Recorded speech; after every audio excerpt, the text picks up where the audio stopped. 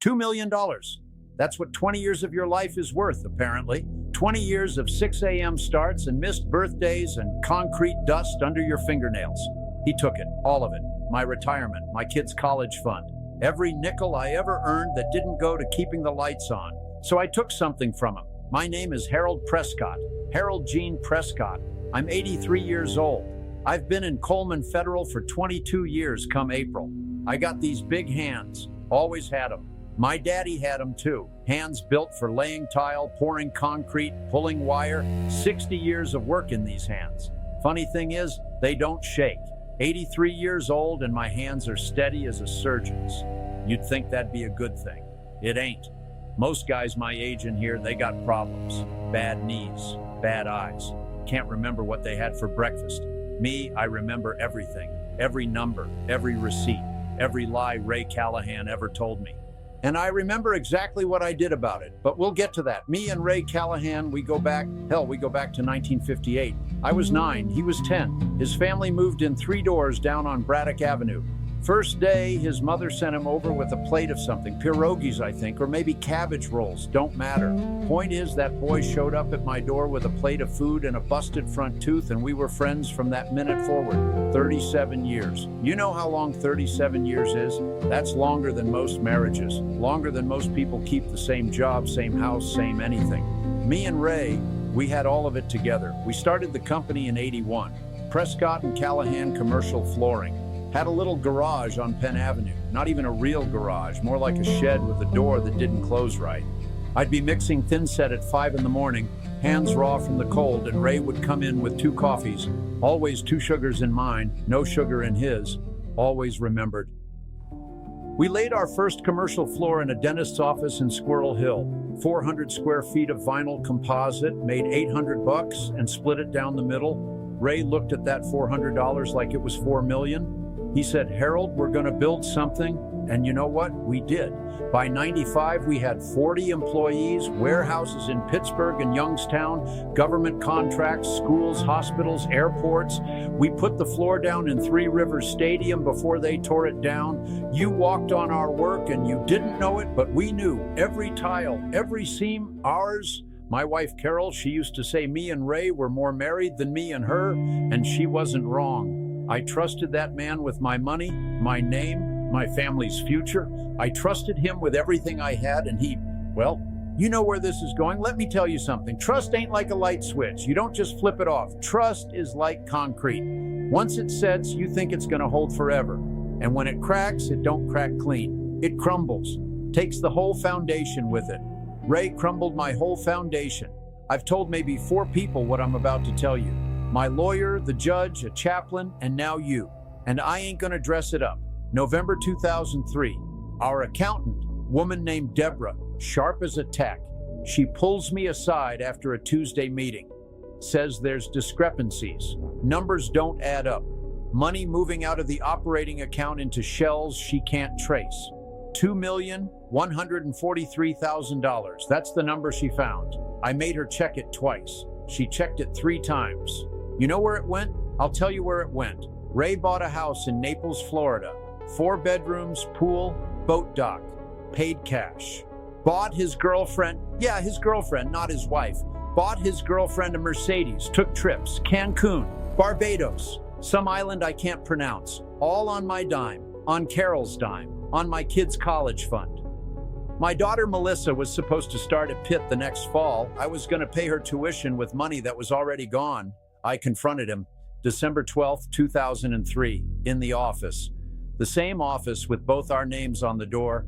He sat behind his desk and he looked me right in the eye, and he said, Harold, you're overreacting. It's a bookkeeping error. A bookkeeping error. $2 million. I went to a lawyer, Frank DeSantis on 5th Avenue. You know what Frank told me? He told me civil recovery could take 3 to 5 years, maybe more. And even then, maybe we recover 40 cents on the dollar. Maybe. Ray was already moving assets, offshore accounts. His girlfriend's name on the Naples house. I ain't a patient man, never was, but I waited. 3 months I waited. January, February, March. 91 days. I went to work. I looked at Ray's face every morning. I drank coffee in the same room as the man who stole my life. and I didn't say a word. You ever carry something like that? For 91 days? It's like swallowing a piece of glass. You feel it every time you breathe, every time you swallow. Sitting there, cutting. March 14th, 2004. It was a Tuesday. I remember because Carol made meatloaf on Mondays, and I had the leftovers for lunch. I drove to the office 7:15 a.m. Ray's car was already there. Silver Cadillac, paid for with my money. I had a 38 in the glove box, had it for years, kept it for the warehouses. We'd had break-ins. I walked in. The hallway smelled like that cheap air freshener Ray liked. Pine something.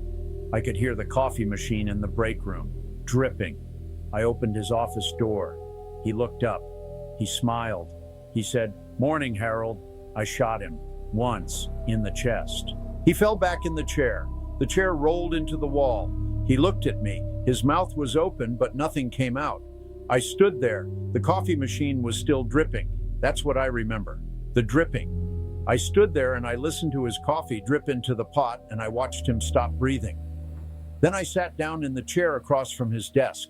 The visitor's chair, same chair I sat in 1,000 times. And I called 911. I told the woman, "I just shot my business partner. He's dead. I'm at 340 Penn Avenue. The door's open." She asked if I needed an ambulance. I said, "Not for me." That was 22 years ago. 22 years, 8,030 days. I've counted. Now let me tell you what they don't put in the sentencing report. Carol, my wife, she came to the trial. Every day, sat in the second row, didn't miss one day. You'd think that means something. Loyalty, love, whatever you want to call it. She filed for divorce 8 months later. Sent the papers through my lawyer.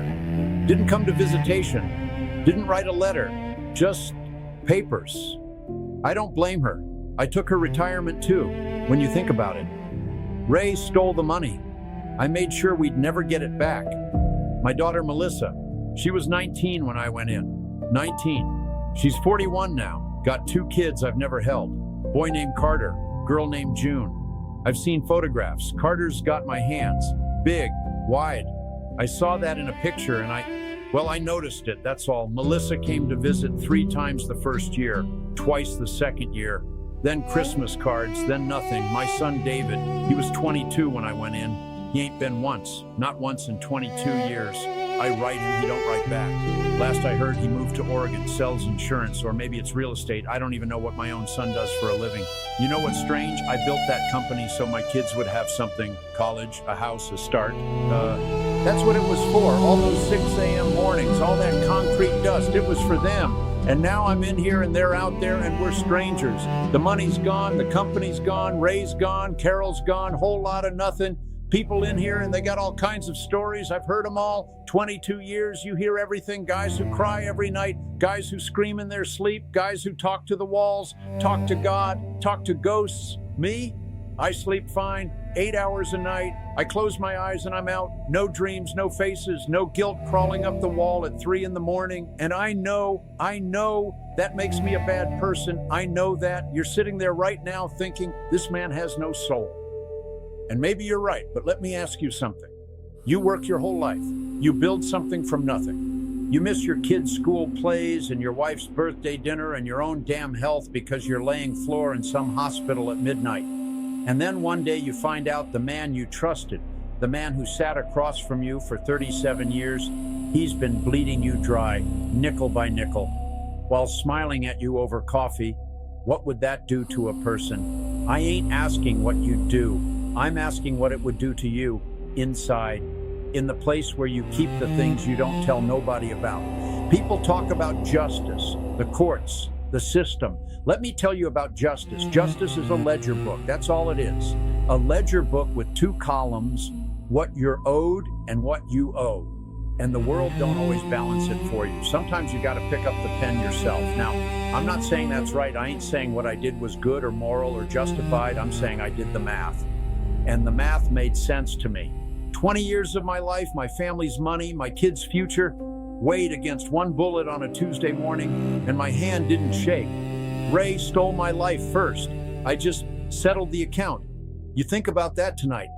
When you're lying in bed, you think about what your number is. what somebody would have to take from you before you'd pick up that pen. Everybody's got a number. I found mine. You asked me if I feel sorry. I feel a lot of things. Sorry ain't one of them.